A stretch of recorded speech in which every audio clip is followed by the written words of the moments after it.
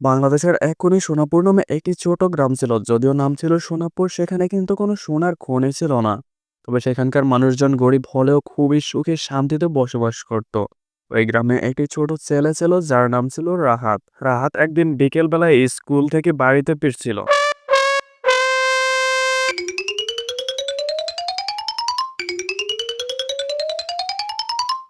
ফেরার পথে রাহাত মাঠের মধ্যে একটি গর্ত থেকে সোনালি আলো বের হয়ে আসতে দেখে। সে কৌতূহলী হয়ে সেটার কাছে যায় দেখার জন্য।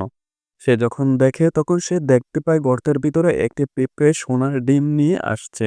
এরপর সে পিঁপড়েটি উপরে উঠে আসে। রাহাত কৌতূহলী হয়, সে ডিমটি তার হাতে নেয়। তখন সেই পিঁপড়েটি আতঙ্কিত হয়, আবার গর্তের ভিতরে চলে যায়। এরপর রাহাত সে সোনার ডিমটি নিয়ে তার বাড়ির উদ্দেশ্যে রওনা দেয়। সে ডিমটি নিয়ে সোজা সে তার দাদুর কাছে চলে যায়।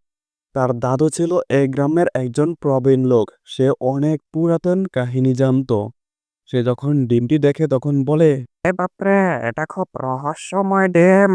অনেক বছর আগে এই জঙ্গলে কিছু জাদুকরে পেঁপড়া বসবাস করতো। এদের গর্ত থেকে মাঝে মধ্যে সোনার ডিম বের হতো। আরে দাদু, বলো কি? কিন্তু এ ডিম কে দেয়?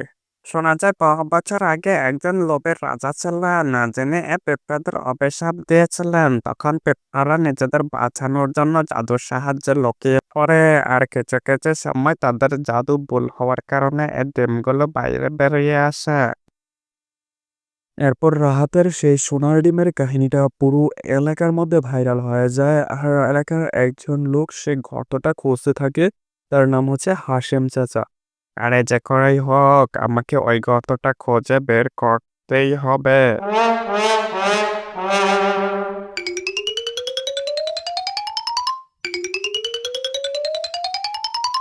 হাশেম চাচা ছিল গ্রামের অত্যন্ত লোভী লোক। সে কোনো রকম করে সে গর্তটা খুঁজে পেয়ে যায়। এরপর সে একটি বেলচার সাহায্যে সে গর্তটা খুঁড়তে থাকে। খুঁড়তে করতে একটা সময় সে গর্তের ভেতরে পড়ে যায়। এখন গর্তের ভিতরে পিঁপড়েদের রানী ছিল, যে তাকে একটি পিঁপড়েতে পরিণত করে দেয়। তুমি খুবই লোভী মানুষ, তুমি আমাদের রাজ্য ধ্বংস করার উদ্দেশ্যে এখানে এসেছ। দূর থেকে রাহাত সবকিছু লক্ষ্য করছিল। এরপর সে ধীরে ধীরে সামনে এগোতে থাকে। সে যখন গর্তের কাছে আসে তখন গর্তের ভেতর থেকে সে রানী পিঁপড়েটি বের হয়ে আসে আর তাকে বলে, তুমি খুবই ভালো লোক, তুমি আমাদের সাহায্য করেছ। আমরা তোমাকে কিছু উপহার দিতে চাই, তুমি যা চাইবে তাই তোমাকে দেওয়া হবে। আমার কিচ্ছু চাই না, আমাকে একটু ওই সোনার ডিমটার ব্যাপারে বলো। রানীর মুখে হাসির ঝলক দিল। সে খুশি হয়ে বলল, এডিম হচ্ছে আমাদের রাজ্যের শক্তি। আমরা যখন খুব খুশি থাকি তখন এডিম তৈরি হয়। আর যখন কেউ লোভী হয়ে আমাদের ক্ষতি করতে আসে তখন সে শক্তি অভিশাপে পরিণত হয়। রাহাত বিস্মিত হয়ে বলল, আচ্ছা, তাহলে কি আমি এই ডিমটা রাখতে পারি? রানী মাথা নেড়ে বললেন, না, এই ডিম শুধুমাত্র তাদের জন্য যারা নিঃস্বার্থভাবে আমাদের সাহায্য করতে আসে।